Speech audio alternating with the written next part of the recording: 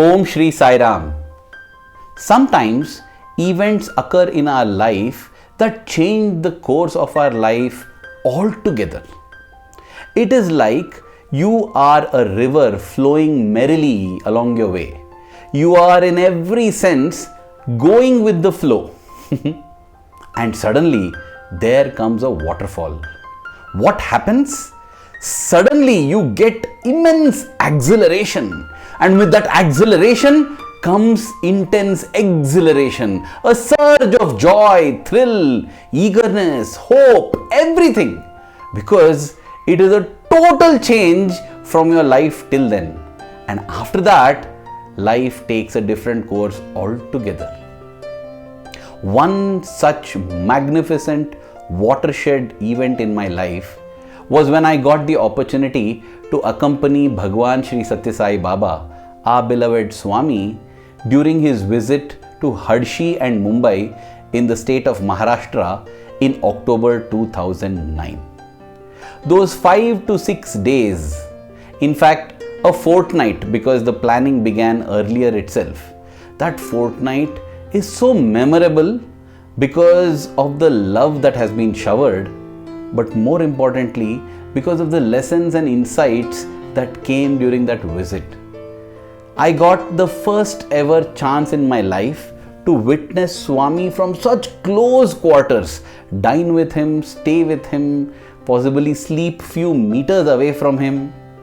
Never before had I experienced that, and with humble pranams, gratitude and love at Bhagwan's feet, with his permission, I would like to begin this series. This is the first episode in the multi-part serial on the Hadshi and Mumbai visit. My hope and my endeavor is that all of us, listeners, viewers alike, enjoy this journey with Sai and have this satsang so that we realize how Swami is actually an integral part of our life. And so, here we begin.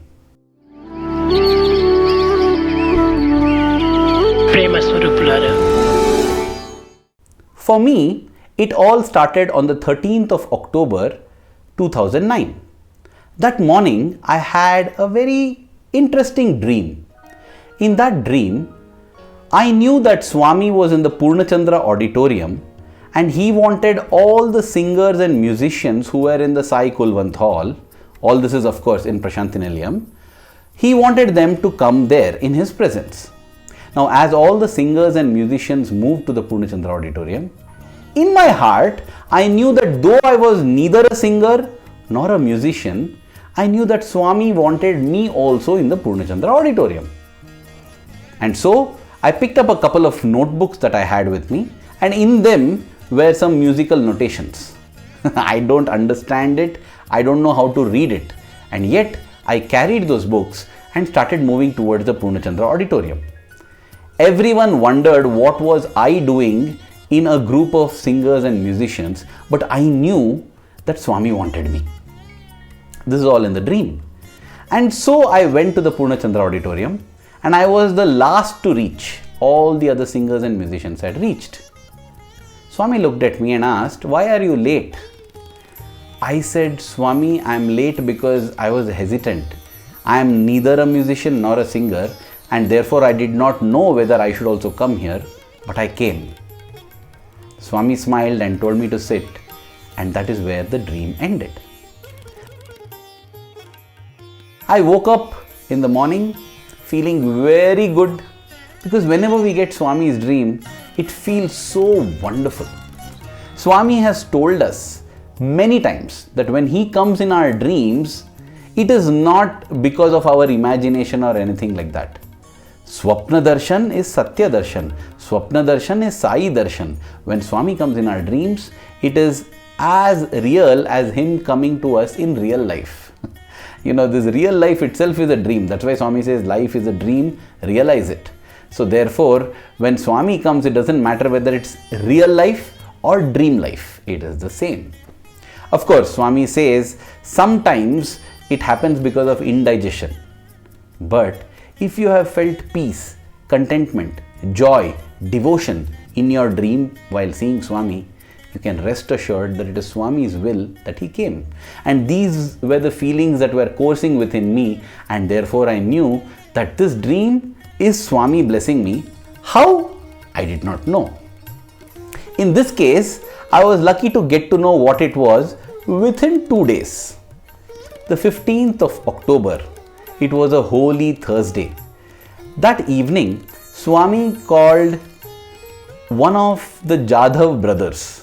Now, who are these Jadhav brothers? We will see that in a future episode.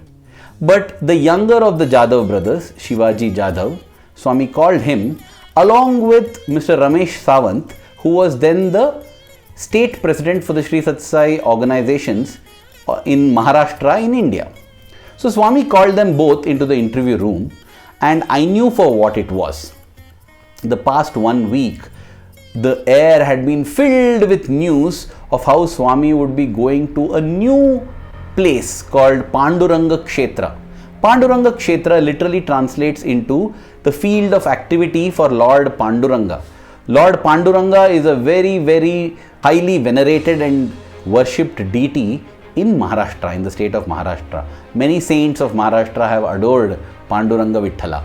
So Pandurangakshetra had been established as a ashram or as a mandir for Bhagwan, and the people who had done this, that is the Jadhav brothers, they were inviting Swami to come there to inaugurate it.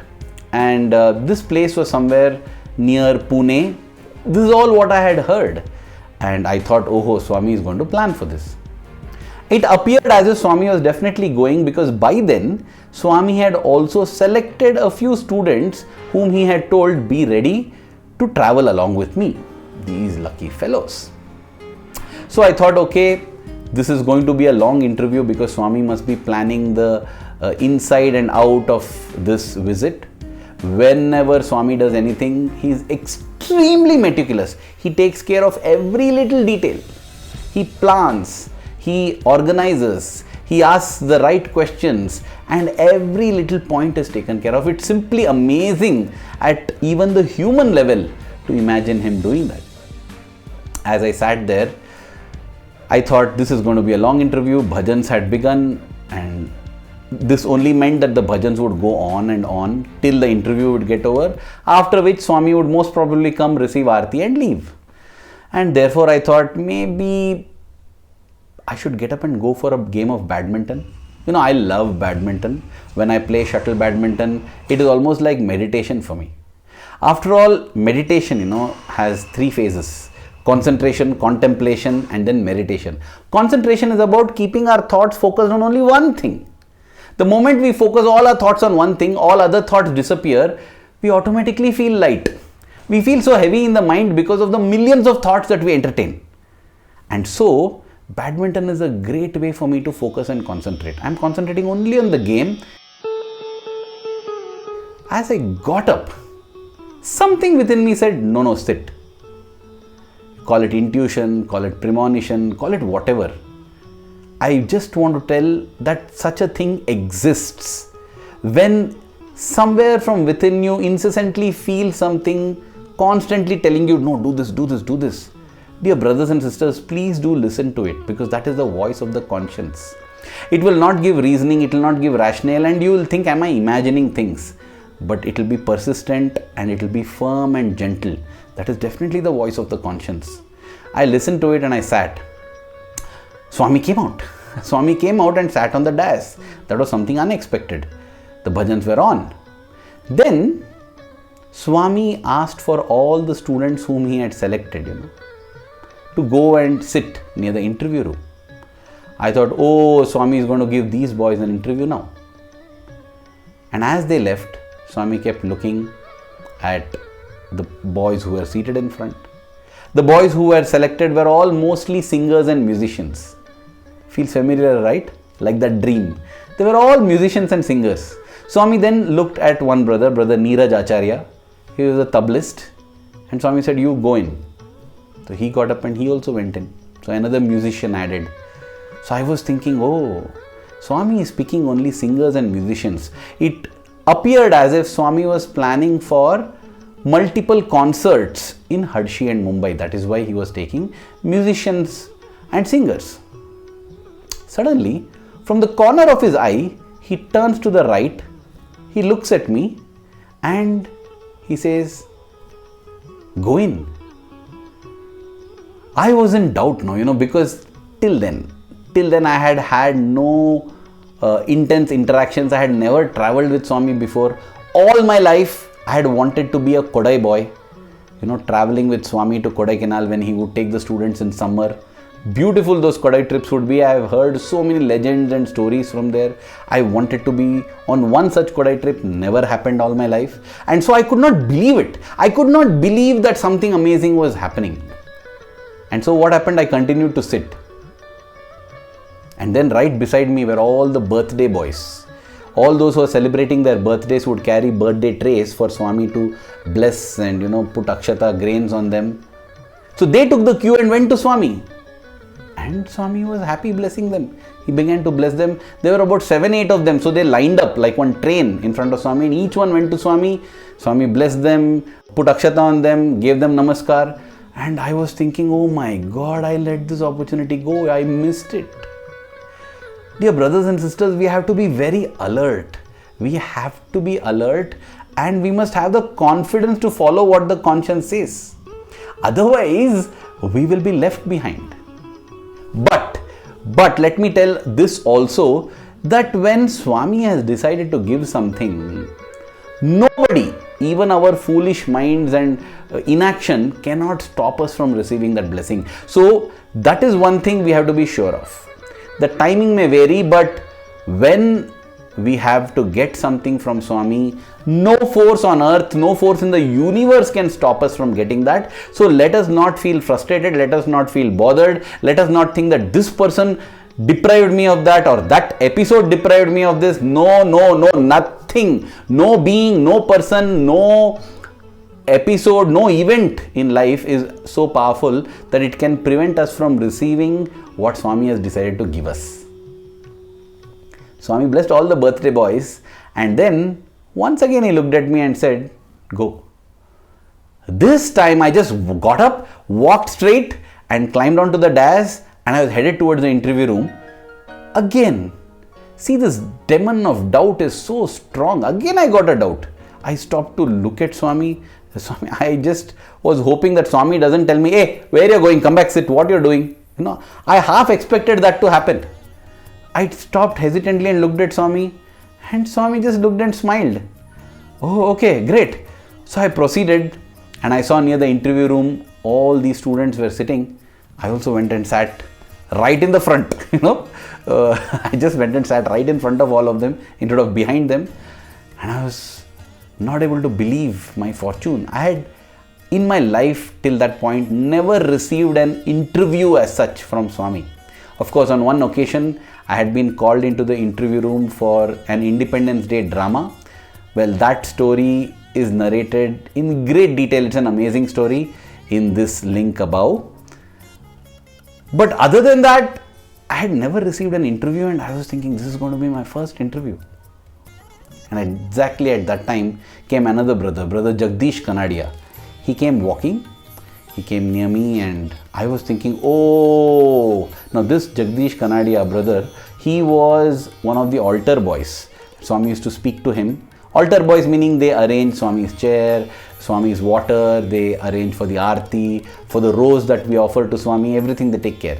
They're called the altar boys, I thought Swami had sent him to tell, "Hey, that fellow went in, you call him, why he went in there." I was half again expecting him to look at me and tell, "Brother, please come back, Swami is calling."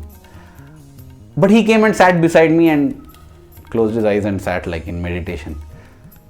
That is when I realized, oh, Swami has selected him also, because he is also a tabla player. So I thought, oh, okay, Swami has picked him also. It's not that I have been rejected, it means that he has been selected. And thus it was, dear brothers and sisters, within 2 days of that dream, I saw that dream getting fulfilled, because in a group of singers and musicians, I was the only non-singer and non-musician who walked into the interview room that day. And I rushed right to the front, sat at Swami's lotus feet, and sitting there, holding his feet in my hand. Wow, what a feeling it is. Thoughts simply evaporate. You get into a state of meditation almost, because there's no other thought. That is the power of his presence. Sitting so close, seeing those beautiful fluffy hair, fragrant, his skin so vibrant, pulsating with energy. I don't know how to describe it. Just seeing his cheek skin or hand skin, even the skin from such close quarters, you know that body is not an ordinary body. Definitely not an ordinary body. No celebrity, no superstar, no movie star, no sports star, nobody, no president, no powerful person on earth can ever exude that presence. It's unimaginable. And I'm not saying this simply. I have been in close proximity to prime ministers, to president, if not presidents, President Abdul Kalam ji, Prime Minister Manmohan Singh ji, multiple superstars in the film world and in the sports world, because they've all come to Swami. Never have I felt the way I feel in Swami's presence. That physical presence is amazing. That body is so unique. It's a divinely selected body. And once you experience that, when so many people come claiming that they are the next Premasai or Swami is speaking through them, all of this, nothing happens only because you have seen what a pulsating energy that is. Once you have seen the sun, how many of our lamps come up and tell they are giving light? Yes, the lamp can give light, but foolish to compare the lamp to the sun, right? Anyway, I was sitting there and Swami now began to ask everybody, what's your name? And the registrar of the university at that point in time, Dr. Naren Ramji, great individual, great dedicated teacher of Bhagwan and amazing. Someday we should have a video on his story as well. He was the one who had been allotted the duty of noting down all the names of the boys who would be traveling with Swami. So Swami was asking every boy his name and then looking at Naren sir and asking, is there written? What's your name? Written? What's your name? Ashwat. There? What's your name? Fanindra. It is there? Your name? Prabhakar. It is there? Yes. Your name? Arvind Sai. It is there? Yeah. Arvind Sai also got selected. Arvind, my name Swami did not ask at all. Everybody, Swami confirmed individually. Your name is this. Is his name there? Yes. Your name is this name. Mine didn't. And my heart started beating again. Oh God, I'm not going to be selected. See, why I'm telling this is to show the nature of the doubting mind. We have witnessed so much about Swami and yet we get instances where we doubt Swami. I have received a dream where Swami made it very clear that you are the only non-singer, non-musician. Here Swami has selected me. Not once, he has called me twice and told, come and sit. And he has allowed me to enter the interview room. He has allowed me to sit at his feet, hold his feet. And yet there, the monkey mind has the capacity to think that, oh God, I don't think I am there on the list and I'll be sent. What list? Why do we bother about being on lists, being in things when we are at the lotus feet? Once we are at the lotus feet, it doesn't matter what list our name is in. The very fact that we are at the lotus feet means that we have received what we need to. But I was there worried. And Brother Ashwat Narayan, who was sitting beside me, he looked at me and he said, hey, tell Swami, tell Swami. He was telling you, tell Swami, out of concern. But my fear, I also wanted to tell Swami, but I had a fear that in case Swami doesn't want me, unnoticed I have already come here. Now, why to bring notice and say, Swami, my name is not there, then Swami will tell, oh, not there, then why you came, go out.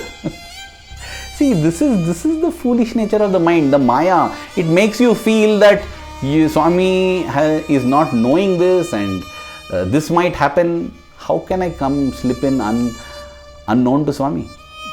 I simply sat.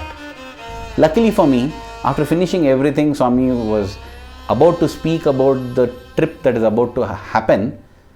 At that time, he just looked at me and said, you're there? Like that, he asked. I didn't know, so I just turned and looked at Naren sir, who was standing near the interview room door, and he nodded to say, noted. Like he had actually noted everybody's names who all was sitting in the interview room. The moment he nodded, I felt relieved. Again, it's so funny and ironic, right? I got my relief from the nod of Naren sir, not from Swami calling me in. This is, dear brothers and sisters, I have realized many times in my life I do this. I look for relief, I look for comfort, I look for confirmation from the world.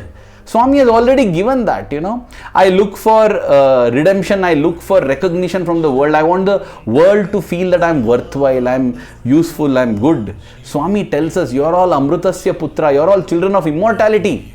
What more do I need for my self-confidence? Yet I look for validation from others. These are lessons that all of us have to learn. I definitely have to learn. I have improved a lot, definitely. But I need to go on. This is a journey. This is a waterfall that brought about a change in my life's journey, and I need to keep remembering it.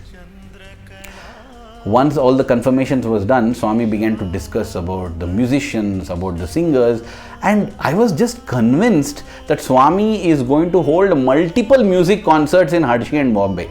Because so much, all the discussion centered around music. Which musician, who is going to be playing harmonium? Oh, Harish Mani. Then they said, Swami, will be very nice if Harish Mani is also there, an extra harmonium player. Swami said, yes, write down his name. Then Swami, this boy, he plays Mridangam very well. We should include him. Oh, yes, write his name.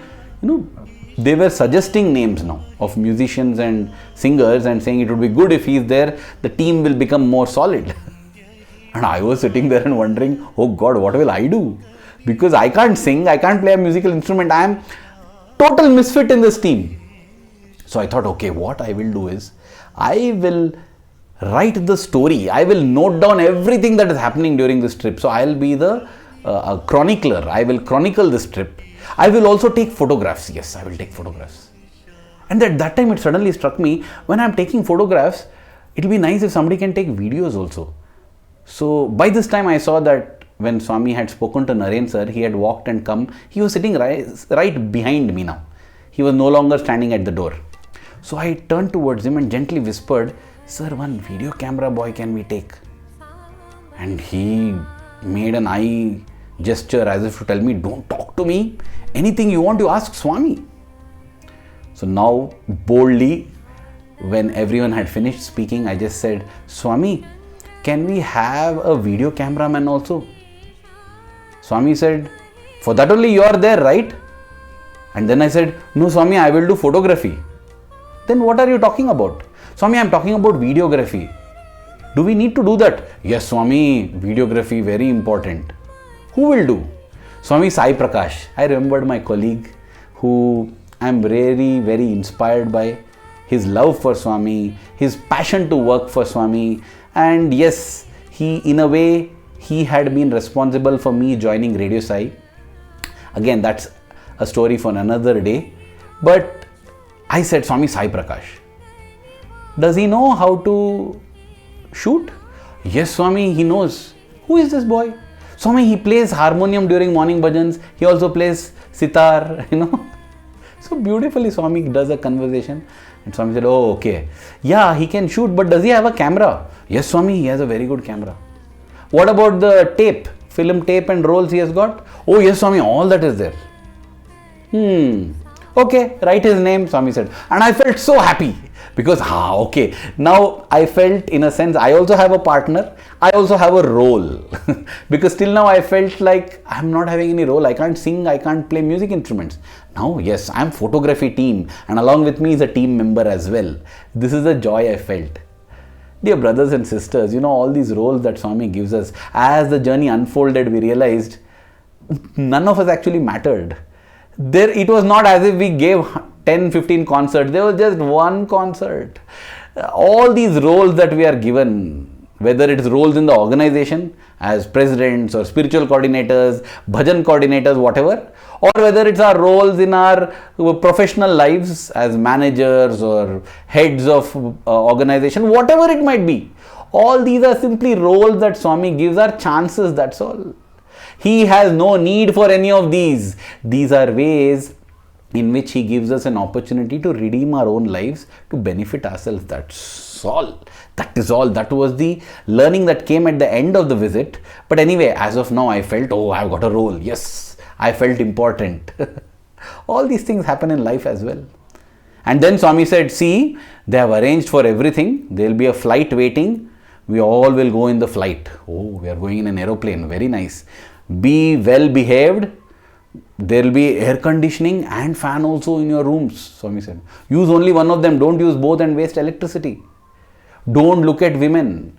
Be careful what you see. Be careful what you hear. Be careful what you speak. Maintain silence. Have dignity. So much, Swami gave advice that is not just useful for that trip, but also for this trip of life and for lifetimes. Giving all that advice, Swami said, you be ready. I was so overwhelmed. I got up and said, Swami, our deepest gratitude for this beautiful opportunity, Swami. Don't know what to say. A smile came on his face. Swami was so happy. Yes, sit. Leave. Time, that it had flown. Albert Einstein's theory of relativity of time, so perfectly you can feel. With Swami, time seems to just fly. I couldn't believe that half an hour to 40 minutes had flown and an interview was over. It just felt like we just came and had a couple of conversations. So it was time to leave. And as we were all getting up, I took Swami's hand and kissed his hand. Immediately Swami flared up. Hey! I was wondering what happened. Oh God. Such a terrible way to end, It has been such a beautiful hour or so, and what a stupid thing. I don't know why did I do that. It's only later that I understood Swami doesn't like these physical and open displays of love and affection. No, it must be in the heart. Just keep it in your heart silent, because the Lord can feel it. Any such displays people may misunderstand, not in public. No. It's not that Swami is angry with me, but no, don't do this. Be careful. It is important to be good. It is also important to appear good. Swami would say, Satyam Kirti Dvayam Sthiram, meaning truth and reputation are the only permanent things. He didn't tell truth and righteousness or truth and love. He said truth and reputation. Truth is who we are. Reputation is who we appear to be. Both are important, and therefore, when you have love, keep it. Don't express it in a manner in public that can be misunderstood. This is a lesson I learned later. But at that point in time, I felt very, very terrible. I felt very bad. I thought, oh God, Swami, why did I have to express in that manner and get this shouting and reprimand from you? But then I saw that on Swami's lap, there were a lot of akshata grains. These were the residue from what Swami had used to bless all the birthday boys. So I asked Swami, can we take those grains, please? Swami said, yeah, take it. And that felt like a balm for me, because just now I had got blasted by Swami, and now he allowed me to slowly take all the rice grains, and we distributed those rice grains among ourselves. Now, of course, ate it. Felt very good. Swami said, yeah, now go. And we exited the interview room, and I was feeling so excited. I knew that the coming nights would be very tough because I would not get sleep thinking of this. I was surely in Swami's entourage traveling to Hadshi whenever that would happen, and I would wait in eager anticipation.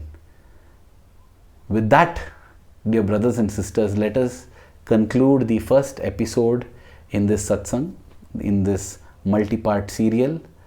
Once again, offering this at the lotus feet of our beloved Bhagwan and praying that he makes this satsang an opportunity and an episode where our love in our heart for him keeps growing stronger every passing moment.